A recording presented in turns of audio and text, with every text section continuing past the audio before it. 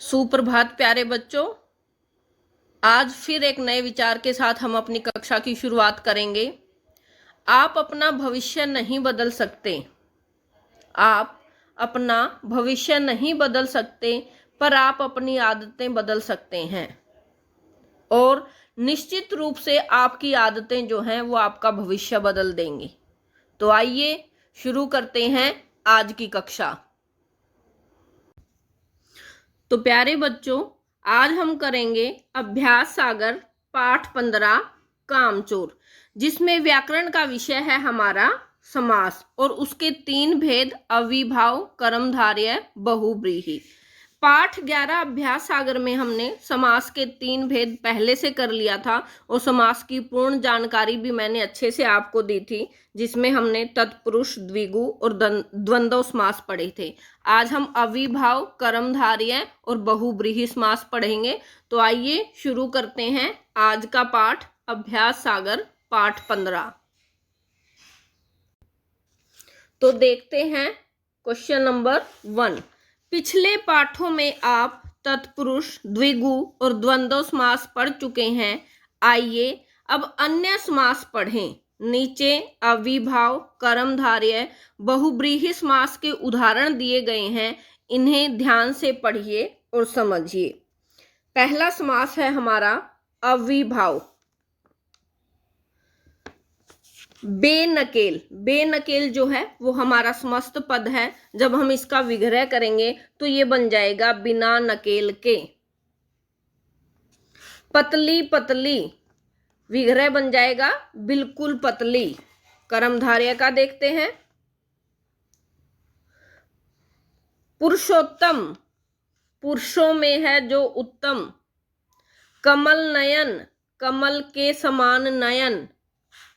बहुव्रीहि देखते हैं। चार पाई, चार पाए हैं जिसके, चार पाई या खाट। तिरंगा, 3 रंग हैं जिसके, या 3 रंग हैं जिसमें हमारा राष्ट्रीय ध्वज। आगे है प्रश्न नंबर 2। ध्यान पूर्वक पढ़िए और समझिए। भीष्म ने आजीवन विवाह न करने की भीषण प्रतिज्ञा की। यहां हम देखेंगे कि आजीवन शब्द में पूर्व पद अव्यय है तथा प्रधान है। अव्यय होता है जिस ऐसे शब्द जिनको हम किसी भी कंडीशन में, किसी भी परिस्थिति में चेंज नहीं कर सकते। ना ही लिंग, ना ही वचन, ना ही कारक की दृष्टि से जिनको बदला नहीं जा सकता, वे शब्द अव्यय कहलाते हैं। तो हमारे अविभाव समास की पहचान भी यही है कि जिस समस्त पद में पूर्व पद अव्यय हो तथा प्रधान हो उसे अविभाव समास कहेंगे। यानी पहला पद अव्यय होगा और वही प्रधान भी होगा, वहां होगा हमारा अविभाव समास। विस्तार से आपको पिछली कक्षा में पाठ नंबर 11 की जो वीडियो बनाई थी उसमें आपको अच्छे से समझाया गया है।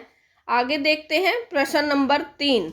नीचे लिखे समस्त पदों का विग्रह कीजिए। आमरण, आमरण का होगा मरण तक या मरने तक। गली गली, प्रत्येक गली। यहां हम देखेंगे कि इसमें पहला पद आ जो है और गली जो है वो हमारा अव्यव है। कई बार जो इसमें है पूर्व पद, समस्त पद भी अव्यव का ही काम करता है, लेकिन मेन पहचान यही है कि जिस समस्त पद में पूर्व पद अव्यव हो और प्रधान हो वही अव्ययभाव समास कहलाता है। प्रतिदिन, विग्रह हो जाएगा हर दिन या दिन दिन। भर पेट, पेट भरकर। यथा समय, समय के अनुसार। रातों रात, रात ही रात में। यानी ये समस्त पदों का हमने विग्रह किया है। प्रतिदिन, दिन दिन। भर पेट, पेट भरकर।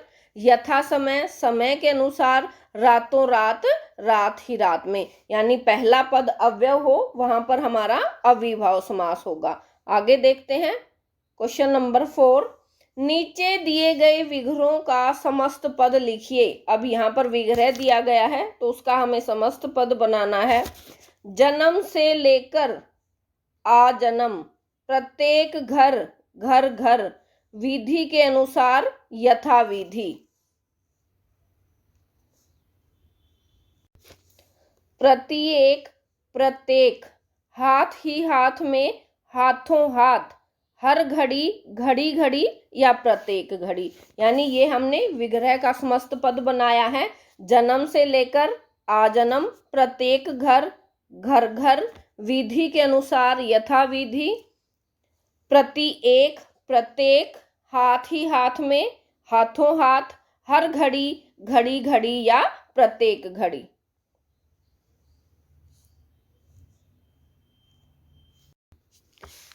आगे देखते हैं क्वेश्चन नंबर 5, पढ़िए और समझिए। यहाँ पर हम करेंगे कर्मधारय समास।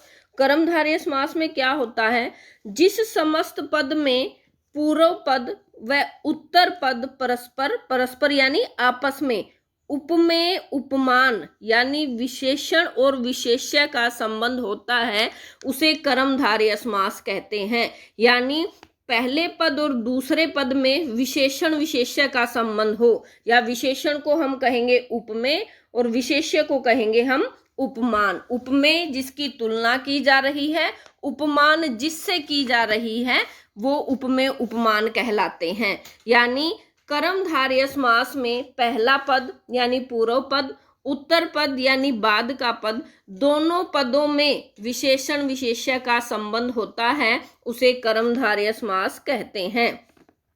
जैसे हम देखेंगे, कुसुम सा कोमल, दोनों पदों में उपमेय उपमान का संबंध है। हम यहाँ देखेंगे कुसुम, कुसुम यानी फूल, सा उसके जैसा, कोमल यानी फूल के जैसा कोमल। यहाँ पर कुसुम जो है वो हमारा विशेषण है और कुसुम जो है वो विशेष्य है और कोमल जो है वो विशेषण है।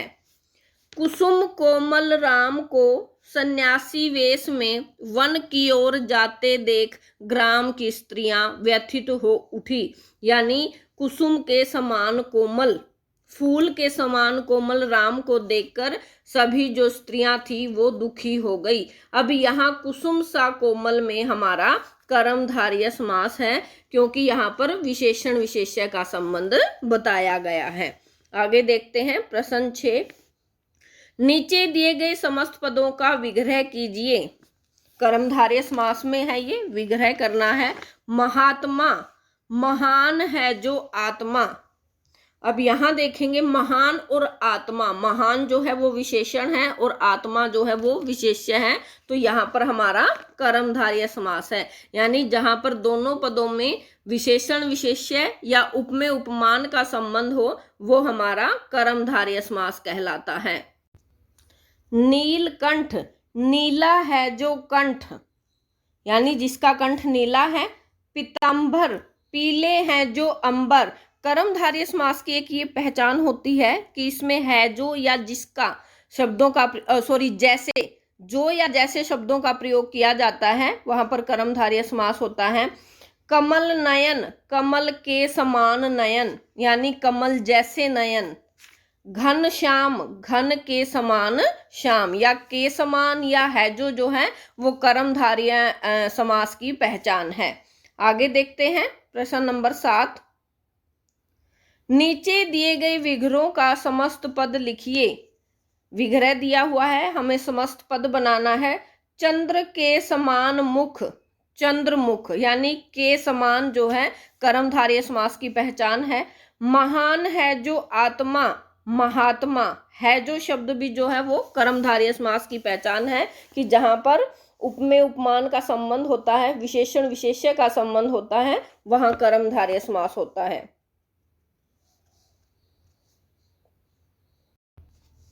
प्राणों के समान प्रिय, प्रिय यानी प्यारा, प्राणों के समान प्यारा, समस्त पद बन जाएगा प्राण प्रिय। मृग के समान लोचन, मृग लोचन, मृग यानी हिरण, लोचन यानी नयन, हिरण के समान नयन है जिसके, मृग लोचन, मृग के समान लोचन। विद्या रूपी धन, विद्याधन। आगे है क्वेश्चन नंबर 8, पढ़िए और समझिए। चक्रधर ने जरासंध का सिर धड़ से अलग कर दिया। चक्रधर यानी चक्र को धारण करने वाला अर्थात श्री कृष्ण। यहाँ दोनों पद किसी अन्य पद की ओर संकेत कर रहे हैं। याद रखिए कि जिस समस्त पद में दोनों में से कोई भी पद प्रधान ना हो बल्कि तीसरा अन्य पद प्रधान हो वहां बहुब्रीहि समास होगा। यानी जहां दोनों पद मिलकर पूर्व पद और उत्तर पद मिलकर किसी तीसरे अन्य पद की ओर संकेत कर रहे हों वहां बहुब्रीहि समास होगा। अब यहां हम देखेंगे चक्रधर, चक्र और धर यानी चक्र को धारण करना, और चक्र को धारण किसने किया है? श्री कृष्ण ने किया है। तो यहाँ पर चक्रधर दोनों पद मिलकर किसी तीसरे विशेष पद की ओर इशारा कर रहे हैं, वहां बहुब्रीहि समास होगा। तो श्री कृष्ण में बहुब्रीहि समास यानी चक्र को धारण करने वाला अर्थात श्री कृष्ण। नीचे दिए गए समस्त पदों का विग्रह कीजिए, यानी बहुब्रीहि समास के समस्त पद दिए गए हैं, हमें विग्रह करना है। गिरिधर, गिरि और धर यानी धारण करना, यानी जिसने पर्वत को धारण किया। गिरि या पर्वत को धारण किया है जिसने, अर्थात श्री कृष्ण। चक्रपाणि, चक्र है हाथ में जिसके, अर्थात विष्णु। यानी यहाँ पर हम देखेंगे कि दोनों में से कोई भी पद प्रधान नहीं है बल्कि दोनों पद मिलकर किसी तीसरे अन्य पद की ओर संकेत कर रहे हैं। तो यहाँ पर हमारा बहुब्रीहि समास है। दशानन, 10 और आनन, 10 यानी हमारी काउंटिंग वाला 10, आनन यानी मुख। 10 हैं आनन जिसके या 10 हैं मुख जिसके, ऐसा व्यक्ति कौन है? वो है रावण। यानी दोनों पद मिलकर तीसरे विशेष पद के बारे में बता रहे हैं। पीतांबर, पीले हैं अंबर जिसके, या जो पीले वस्त्र धारण करता है अर्थात श्री कृष्ण जी। नीलकंठ, नीला है कंठ जिसका, अर्थात शिव जी। गजानन, गज या हाथी के समान सिर है जिसका या आनन है जिसका, वो कौन है? गणेश जी। चतुर्मुख, 4 हैं मुख जिसके, अर्थात ब्रह्मा जी। यानी बहुब्रीहि समास में दोनों पद मिलकर किसी तीसरे अन्य पद की ओर संकेत करते हैं और वो ही विशेष होता है, इसीलिए बहुब्रीहि समास है। यानी जिसमें दोनों पद मिलकर तीसरे विशेष पद के बारे में बताए वो बहुब्रीहि समास कहलाता है। आगे देखिए क्वेश्चन नंबर 10, नीचे दिए गए विग्रहों का समस्त पद लिखिए। विग्रह दिया हुआ है, समस्त पद बनाना है। निशा में विचरण करने वाला, निशा अर्थात रात को चलने वाला, रात को जो चलते हैं उनको क्या कहेंगे? निशाचर। मृग जैसे नैनों वाली, मृगनैनी। लंबा है उदर जिसका, लंबोदर। 3 नदियों का संगम स्थल, त्रिवेणी। महान है आत्मा जिसकी, महात्मा। मक्खी को भी चूसता है जो, कंजूस यानी मक्खी चूस। नीचे दिए गए वाक्यों के सामने सरल, संयुक्त और मिश्रित वाक्य लिखिए। यानी नीचे कुछ वाक्य दिए गए हैं, हमने पहचानना है कि वो कौन सा वाक्य है। पिछले लेसन में हमने वाक्य के बारे में ही विस्तार से जाना था, तो उसी के आधार पर ये एक्सरसाइज दी गई है। माँ भोजन पका रही है, सरल वाक्य। रीना ने कहा कि वह कल विद्यालय नहीं जाएगी, मिश्रित वाक्य। हमें पता है कि की से शुरू होने वाले जो उपवाक्य हैं वो मिश्रित वाक्य में आते हैं। बच्चे बहुत थके हुए थे इसलिए वे जल्दी सो गए। यानी जिन दो वाक्यों को एक संयोजक के द्वारा जोड़ा जाता है उन्हें संयुक्त वाक्य कहते हैं। तो ये हमारा संयुक्त वाक्य है। मुझे मालूम था कि वह नहीं आएगी, की मिश्रित वाक्य। हम छुट्टियों में नैनीताल जाएंगे, एक ही कर्ता और एक ही क्रिया, सरल वाक्य। या एक ही उद्देश्य और एक ही विधेय, वहां पर सरल वाक्य होगा। सूरज निकल आया है और तुम अभी तक नहीं उठे। दो वाक्य एक संयोजक के द्वारा जोड़े जाएं, वहां पर संयुक्त वाक्य। क्वेश्चन नंबर 12, नीचे दिए गए युग्म शब्दों से वाक्य बनाकर लिखिए। युग्म शब्द यानी शब्दों का जोड़ा। पहला है हमारा खेल कूद। खेल कूद स्वास्थ्य के लिए लाभदायक है। प्यारे बच्चों, यहाँ पर आप अपनी मर्जी के भी वाक्य बनाकर लिख सकते हैं। दूसरा है हमारा शब्द युग्म भारी भरकम। इतना भारी भरकम सामान उठाना एक छोटे बच्चे के लिए संभव नहीं है। पेड़ पौधे। वातावरण को शुद्ध बनाने के लिए पेड़ पौधे लगाना आवश्यक है। चाय वाय। घर में आए हुए मेहमान को चाय वाय पूछना हमारा कर्तव्य है। निम्नलिखित वाक्यों में क्रिया शब्द रेखांकित करके भेद का नाम भी लिखिए। मधु ने सेब खाया। खाया, सेब खाया यानी सकर्मक क्रिया। जहां पर क्या लगाने से हमें प्रश्न का उत्तर मिल जाए वहां पर सकर्मक क्रिया, और उत्तर ना मिले वहां पर हमारी अकर्मक क्रिया। मैंने घड़ी खरीदी। घड़ी खरीदी सकर्मक क्रिया।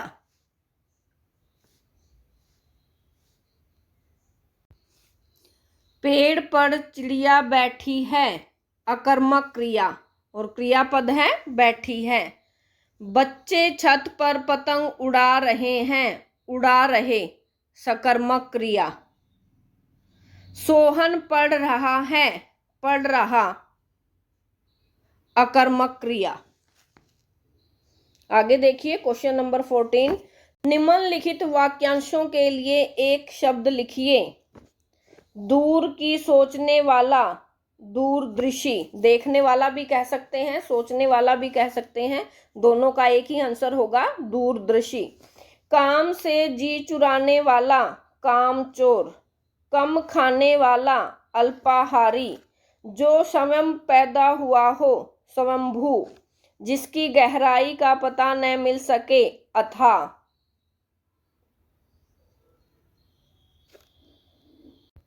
आगे है क्वेश्चन नंबर 15, आओ लिखें।